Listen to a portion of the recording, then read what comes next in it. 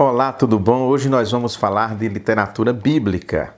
Essa semana eu li um livro muito bom porque eu estou preparando uma série de exposições em 13 semanas no primeiro livro de Samuel e comprei esse livro de Tim Chester, da editora Vida Nova. Eu já tenho muitos outros dessa mesma coleção, de Timothy Keller, por exemplo, tenho alguns, e de outros autores. É uma coleção muito boa porque ela não é fruto de exposições que o pastor fez na igreja e depois montou um livro. Não, é preparada didaticamente, muito fácil, não tem uma exegese, uma análise exegética do texto exaustiva. Então facilita muito, principalmente para o leitor leigo que não conhece o grego, o hebraico, as línguas bíblicas. Ele é muito bom, contextualiza muito bem o livro historicamente e é por aí que nós começamos. Samuel é o último juiz de Israel. A gente lê o livro de Juízes, vê como era que o povo vivia, ou seja, como se vive hoje, cada um fazendo o que queria de sua vida. E Samuel fica muito triste porque o povo começa a pedir um rei. Nós queremos um rei, todas as nações têm rei, nós queremos um rei. Samuel pondera, puxa vida, mas é problemático, um rei, nós vamos ter que manter a corte, ele vai ter que formar um exército, isso vai onerar muito vocês. E as pessoas, não, queremos um rei, queremos um rei. Samuel fica triste, fica abatido porque ele era juiz, ele que governava sobre Israel, e numa oração, um dia ele conversando com Deus, o Senhor lhe diz: Samuel, fica triste, não fica angustiado, porque na verdade não é você que eles estão rejeitando, eles rejeitam a mim, eles não querem que eu, o Deus que os tirei do Egito, da escravidão para essa terra de liberdade, reine sobre eles. Então procura alguém para reinar. Bom, antes disso, claro, o livro volta para a história propriamente de Samuel, como é que ele foi concebido, que a mãe dele, Ana, era estéril, mas em oração ela pede a Deus um filho e Deus lhe dá, depois de muito Ana orar, Não foi assim de primeira, não. Ana mostrou perseverança, fé, Ana foi provada no fogo. E aí, toda a trajetória, então, até o nascimento de Samuel e o início do seu ministério. Samuel, então, vamos voltar. Samuel, então, vai procurar um rei. Deus lhe mostra quem seria esse rei, que é Saul, o primeiro rei de Israel, que se mostrou um desastre. Saul era forte, o texto bíblico diz que não havia ninguém que fosse mais alto do que Saul. Saul era forte, bonito, altão, aquela pessoa que qualquer um identificaria como o perfil ideal para ser rei de Israel. Ele reinou sobre Israel, foi um desastre o seu reinado. Deus então lhe tira, de certa forma, o reino, realmente tira o reino de Saul, muito embora ele ainda fique ali como uma figura decorativa, e diz a Samuel: olha, você vai para Belém, vai para Betlehem, você vai para esse lugar, para a casa de Jessé, que lá é que está o novo rei de Israel.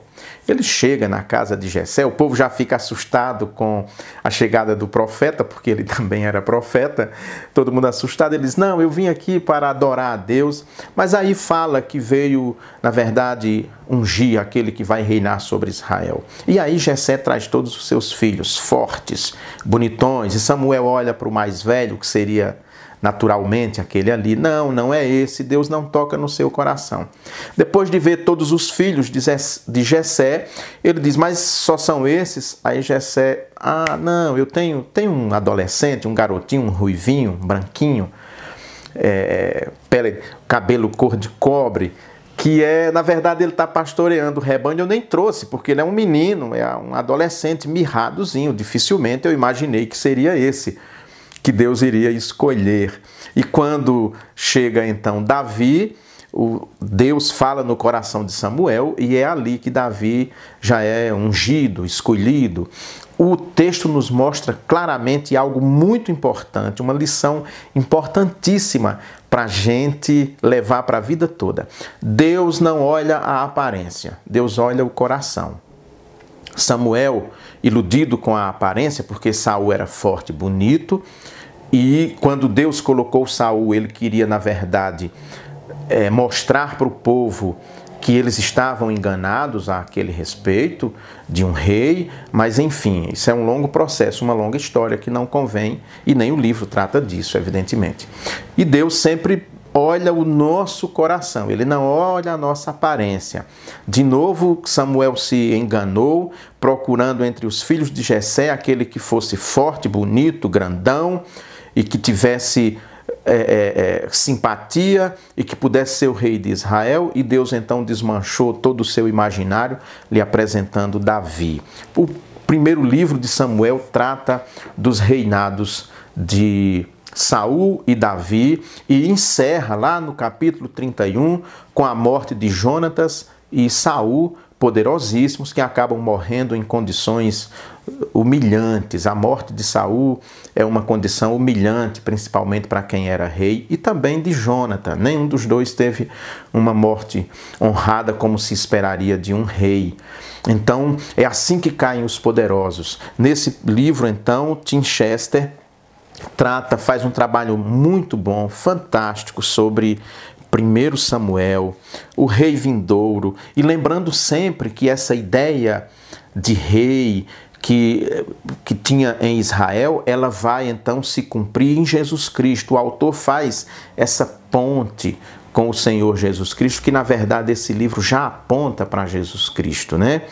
Um sacerdote profeta vindouro, o peso da glória, um rei como os das nações, como nós falamos, aí fala sobre Saul, sobre Davi, o rei pastor, a luta de Davi, quando ainda tão jovem vence Golias, e depois como caem os poderosos. Mas é muito interessante também a gente perceber uma questão importante aqui, porque já havia no coração do povo hebreu, principalmente neste momento, a ideia de que Deus mandaria um resgatador para o povo, alguém que de fato libertasse o povo de Deus.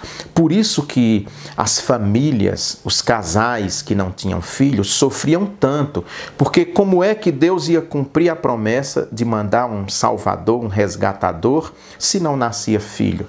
Então, aquela mulher que não tinha filho, ela sabia que não seria da casa dela, da descendência dela, que nasceria esse salvador, esse resgatador, essa pessoa que iria livrar o povo de todo o mal. Por isso que os casais estéreis sofriam tanto, por isso essa insistência de Ana para ter filho, e também porque Ana está dentro daquele grupo de mulheres estéreis da Bíblia, desde Sara, e que vai perpassando a escritura toda, porque elas têm primeiro essa ideia no imaginário, e é muito interessante nós percebermos que o texto nos mostra então que quem dá a vida e quem tira a vida é Deus. Isso está inclusive expresso no Cântico de Ana, um cântico que ela faz depois do nascimento de seu filho, que ela depois dá o filho, leva o filho para Eli, para ser criado na casa do Senhor, para servir ao Senhor, porque em última análise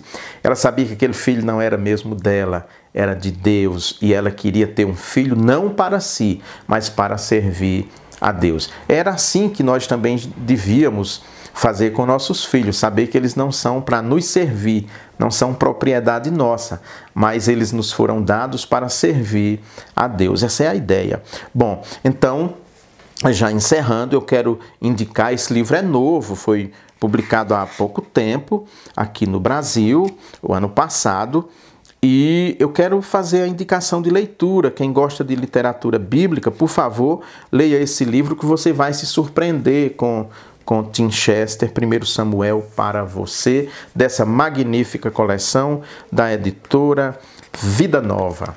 Grande abraço